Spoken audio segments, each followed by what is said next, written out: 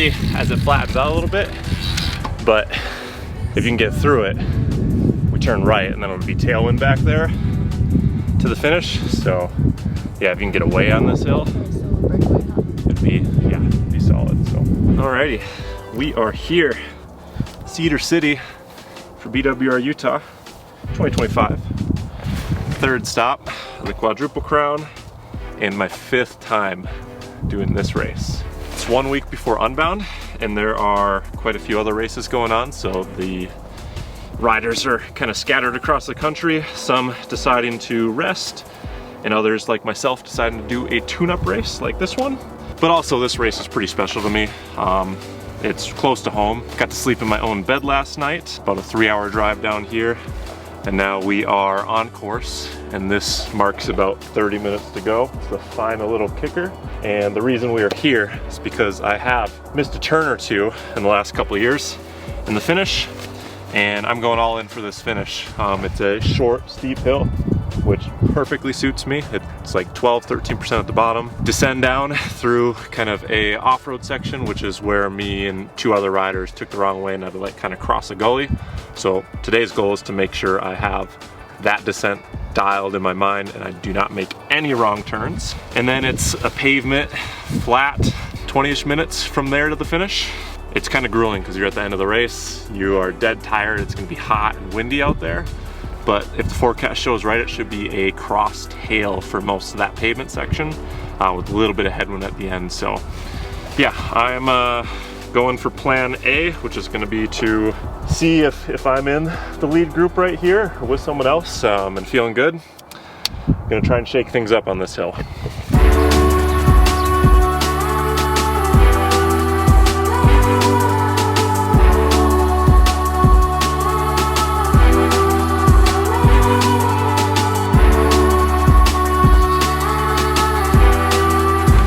How you know you got a fast bottom bracket.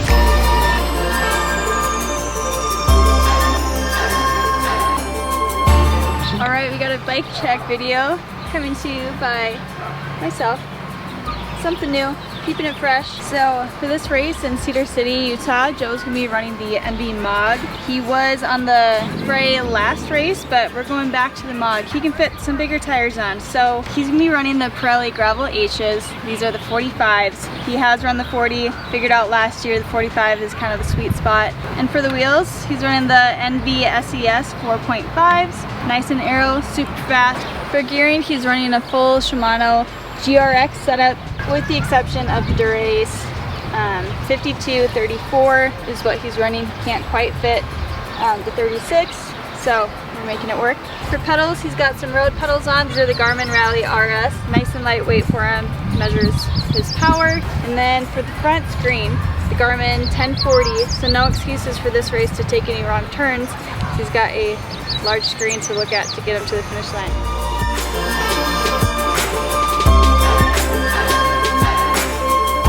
So I just got done doing my math homework and we're switching it up just a little bit with going with a little heavier gel mix. So these are each containing 120 grams of carbs through gels in there. And then we're gonna do 75 grams in the first 5 bottles and then 50 grams in this last one of the Good Life Carbs mix. So these are smaller bottles, so I found that with the small bottles, 75 is just that right amount of consistency. Then as we move through the day and it gets hot, you start drinking more, so you want to tone down that carb mix as you're drinking more fluid. So even though we're keeping it 75 grams, still we're upping the volume. And then for flavors, I'll do 2 scoops of raspberry and 1 scoop of lemon lime. Then I'm also, especially on these big bottles, going to be adding in some electrolytes.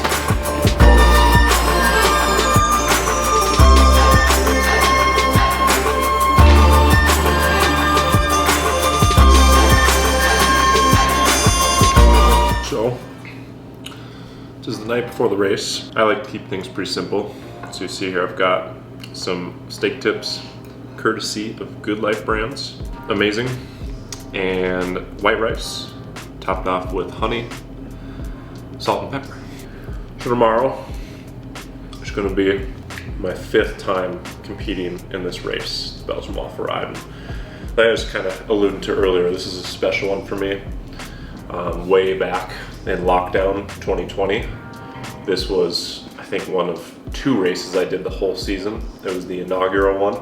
There was 600 people on the line. I believe Alexei Vermeulen was here. I'm pretty sure Pete Stetina was here that year. And then Keegan, yeah, it was Pete and Keegan were kind of battling out for the win that year. And it was kind of my first big race, and I made the initial lead group through the first off-road section, and then I fell off in the Bald Hills and rode with one other rider all the way to the finish and came in 9th place. So the top 10, that's kind of what lit the fire in me to want to pursue this crazy way of racing. Going to the next year, 2021, I did develop a really bad overuse injury with my knee, some chronic IT band syndrome, so I did miss that one. That is the only year I've missed this race. And then came back the following year, still kind of held together with duct tape, but managed another 9th place that year. And then from there is when I found the Pain Academy, which is my title sponsor now, and I started doing daily routines and was able to get to a place where I could train pretty much every day consistently without setbacks from chronic pain. And that year, when I came back here, I was able to get 4th place, which is my best placing ever in a BWR, behind Brendan Johnson, Carter Anderson, and Cody Cup that year. Fast forward one more year, we are now in 2024, which is last year, and the competition definitely was up another level. Adam Roberge, Pete Stetina, Julian Gagne, yeah, a bunch of other hitters were here, and I ended up in a big sprint finish for 6th through 11th, and I was able to get that 6th place. So I was over the moon that year. Then we fast forward all the way to this year. I've had a little rough start to the season. Neither BWR Arizona or California kind of went to plan. I came into the season really hoping to go after the overall quadruple crown, and with I think 23rd in Arizona and 20th in California, I'm definitely not in the running for that anymore. So that it's definitely kind of been a bummer and a little bit of a toll on me mentally, but it's also funny how that can also equal motivation. So for me, like if I do well at a race, I'm motivated to continue to do better. If I do poor at a race, it's a bummer, but it also motivates me to continue and lock down and do the things that are needed to progress and get to where I need to be to challenge for the podium and the win at these races. So with that being said, I've had a really good block of training. I've been doing the sauna heat training since Sea Otter, where I blew up in that heat. And then, yeah, I've just been super consistent, dialed in, sleeping well. Yeah, all those little details going in tomorrow has me excited.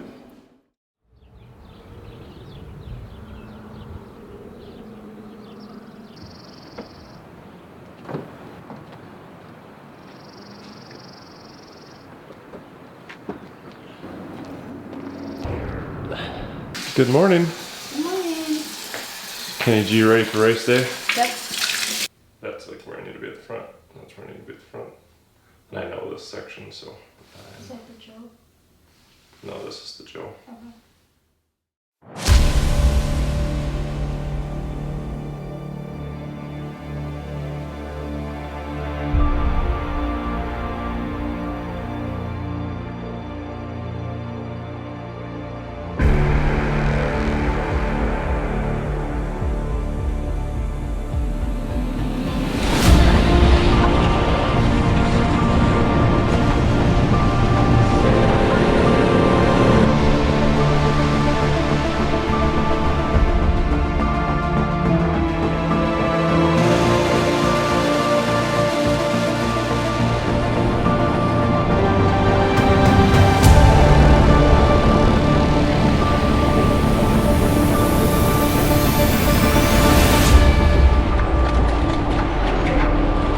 Here we are, Belgian Waffle Ride 2025, inside the race and inside the first tunnel that comes at mile 4.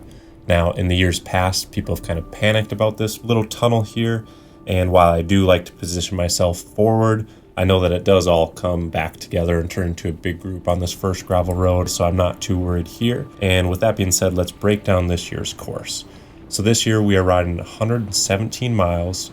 We're going to climb 5,900 feet. And then one important thing to notice is that this whole race is above 5,000 feet in altitude. with the biggest climb topping out at 6,600 feet. So that is also a good advantage for me as I live in Salt Lake City, just under 5,000 feet. Now my strategy going into this race is kind of threefold. For the first half of the race, I want to be as smart and conservative as possible. And there's really 6 key moments that I've identified where I want to be either at or near the front of the race, as they are going to be pinch points. The second part is going to come with Mount Kanarraberg at mile 95 of the race. Now this climb is 1,300 feet and Pete Stetina holds the KOM at 15 minutes and 36 seconds. My best time is 20 minutes and 8 seconds, so pretty far off there, and I'm generally not the best rider at this length of a climb. So that goes back to the first half of the race being super smart and conservative to save as much energy as possible to try and survive this climb with the lead group. If this goes well and I survive and I'm feeling good in the group, mile 105 is going to bring more of my style of climb, super short and punchy, about 4 minutes total in length, but the steep section's about 1 to 2 minutes. If I'm feeling good, my plan is to try and go for an attack right here and get away, because after this, it's going to be mainly a tailwind with a little bit of a tricky off-road section following this climb immediately, which I was able to pre-ride, so I know all the twists and turns. And then after that, it's a flat pavement, mostly tailwind to the finish. So I'm all in, trying to go as fast as possible if I am able to get myself off the front at this section of the race.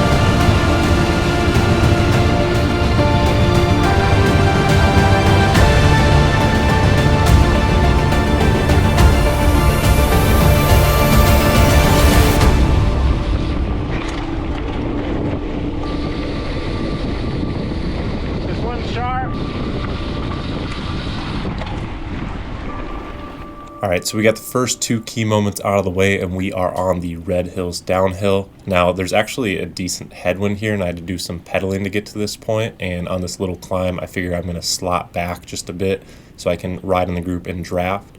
However, this does turn into me being in not such a great spot with some antsy riders behind me.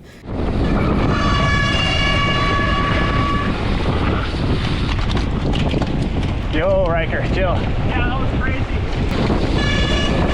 Riker, chill. It's downhill almost decided. We got young rider Riker Brand, who is very strong, but has never done this race before, I don't think, and is kind of coming up my inside on all of these corners here. So I start getting a little bit frustrated with this and worried about him running the back of me or just coming up on the side. So I decide to go back to the front, and even though this takes me a little bit more energy, I'm actually feeling super good right here, and I figured I'd rather be safe, be able to see all the rocks that are coming up in front and ruts, and just kind of lead my way through this little bit of a chunky section as we keep moving along and head to aid station 1. Get off of this can you hear me? Tell me, can you hear me? I've been calling out for help, still don't see nobody near me. I'm down and almost underground and so deep in the valley I can't even tell you which way is the mountain. God, the only word I got, I could probably plant a garden, all this dirt I got. Trail of broken hearts behind me from the hurt I bought. Sometimes I really start to wonder if I deserve my spot, cause I'm just a man who's got blood all on his hands. But does a humble sinner still deserve a chance? Hey, say a prayer for me, I think you would advance.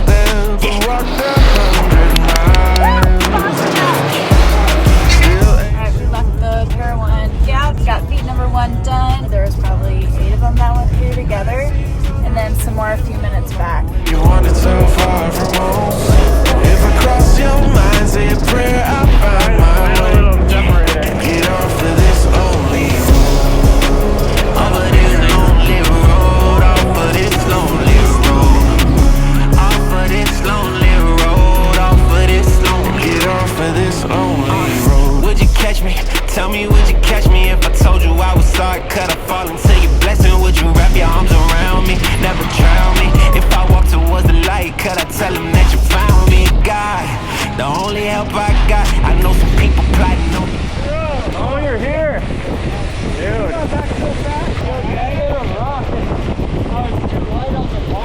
Right here we are a group of about 10 riders, and we try and get organized and work together for a little bit to stay away as we have a long kind of headwind rolling section ahead of us.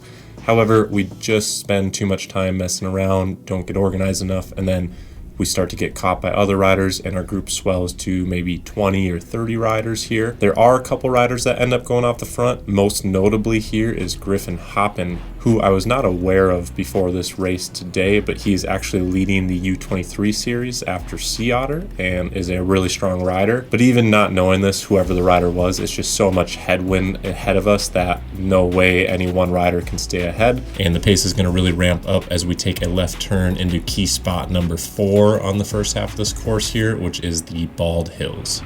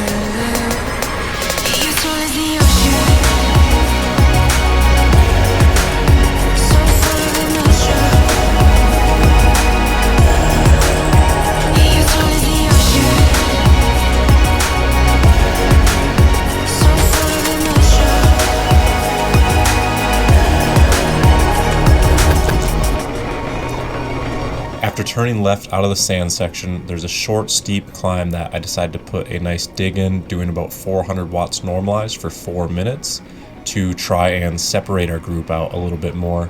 And right now, Griffin, Ethan, and I have a gap on the rest of the field, and it is a little bit of a tailwind as we are still climbing up right here.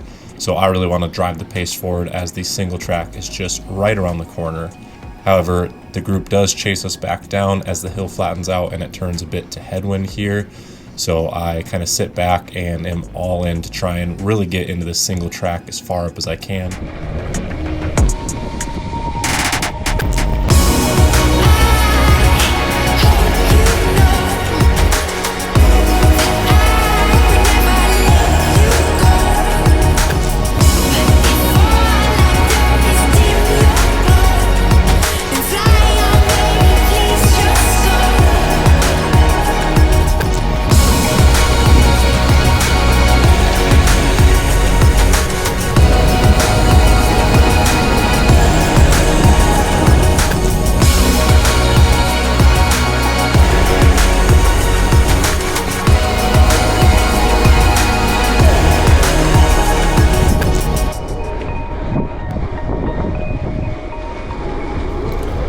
Now right here, I take a look back and notice that both Daxton and I have a gap on the rest of the field, and I decide that it is time to put in a little bit of a dig and see if we can get away. Daxton is a very strong rider and is actually one of the riders I am kind of worried about as being one of the hardest ones to beat. But I do think we are both of similar stature and rider type where we can roll really good on these flats and headwind. And then we're both maybe not the lightest, skinniest climber types for that last big climb. So I figured the two of us getting away from some of those guys that might be able to do that final big climb better than me, such as Kyle Trudeau, and then Griffin Hoppin, who I noticed stayed with me on my little surge, are kind of more guys that I'm worried about for that big climb. So we decided to put our heads down and work for a little bit, but it doesn't take too long, maybe 10 minutes here or so, that we look back and see that the group is organized and chasing us down. Think we're caught? You think we're done? Yeah. I'd say if we had more tailwind. Yeah. There's no long headwind stretch. Now from here it kind of gets a little bit neutralized as the headwind is just super tough and no one really wants to put in a dig to try and get away. We do come up on this medium-ish paved climb, about 10 minutes, and it's pretty subtle. And I noticed that Griffin Hoppin right here really goes to the front and puts the hammer down. A little too eager in my opinion, as it's very big headwind. But man, he rides that whole thing super strong, so that even more ingrains me that this is a guy to look out for as we were coming into that final big hill.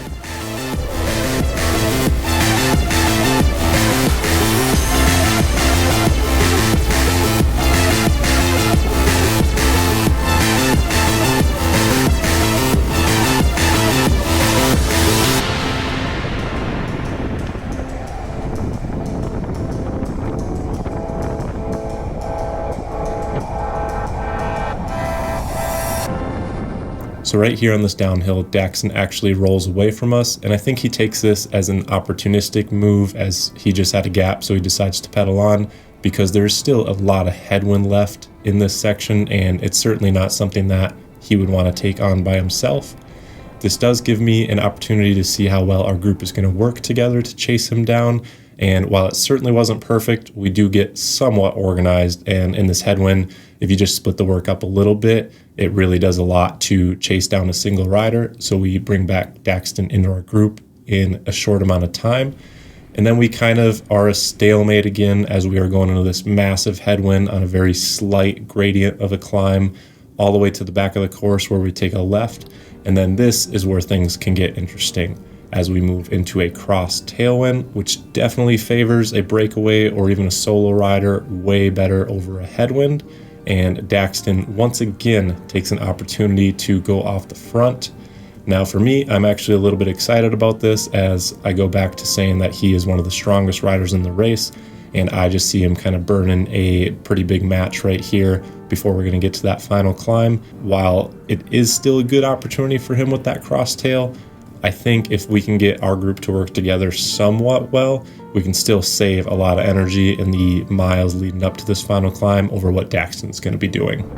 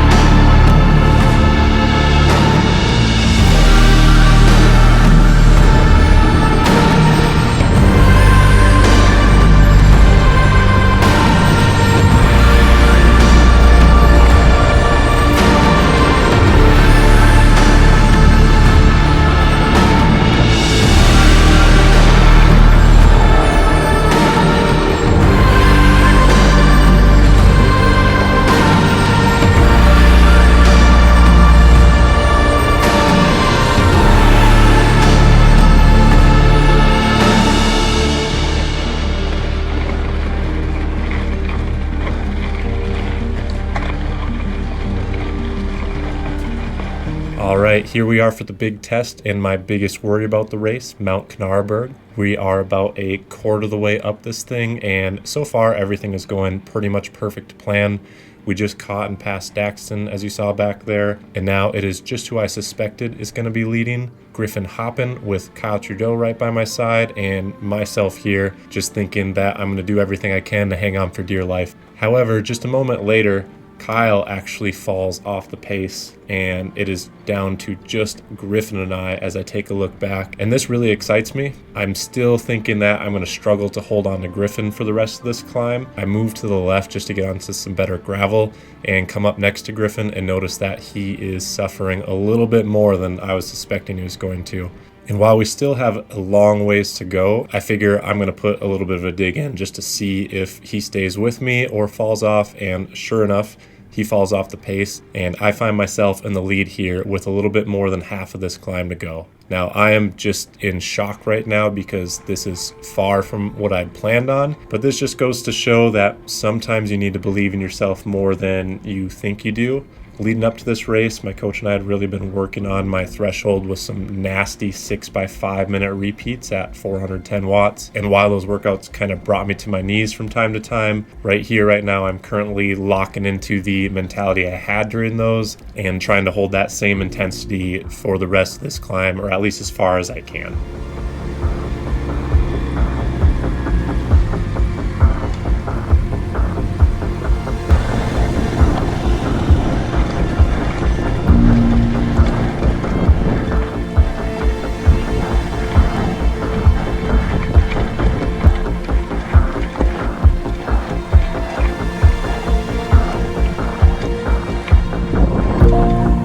While I do fade just a little bit towards the top, I'm able to get over this climb with a 32-second gap on Griffin, and then 1 minute 17 seconds over Carter Anderson, who actually is having an awesome ride, surging past Kyle on this hill. And my effort's actually good enough to get me the third best time ever on this climb at 16 minutes, just 24 seconds away from Pete Stentna's KOM. So yeah, just a huge surprise for myself, and this is about the best situation that I could have dreamt of for this race. Going into this downhill, getting to rest a little bit, and then settling in for a long TT. Okay, 50 downhill, that's 5%. Go when it's down, go get him.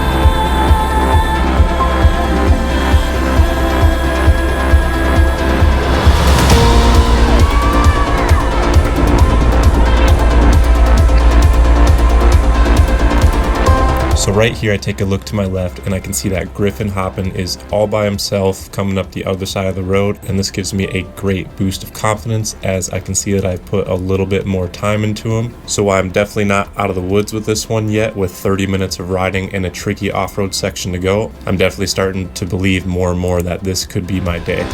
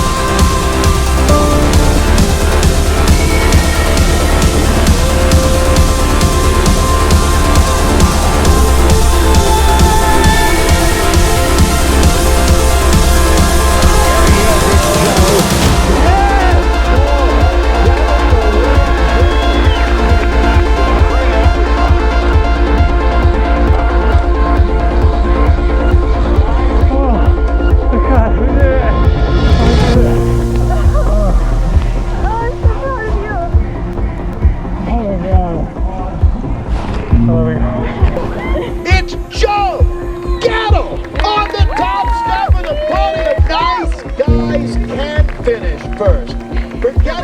Media and Paint Academy out of Sandy. Today's your day, dog. Yeah, so this is why we do this, folks.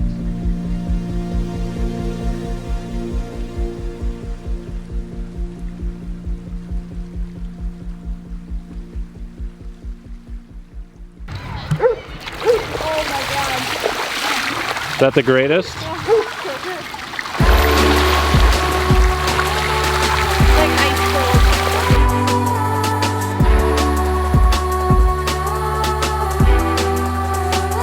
I'm liking our plan A. I'm prepared with plans B and C as well. And plan C, which could be an opportunity before plan A, to attack at the top of the big hill if I'm feeling good. It's plan C because I think that's gonna be the more challenging part for me to get over that big one, but I've been training a lot. Training's going good. And home race, so you never know. I'm not gonna rule it out. Predictions. It's gonna be a good day. I'm excited. I think today could be a day.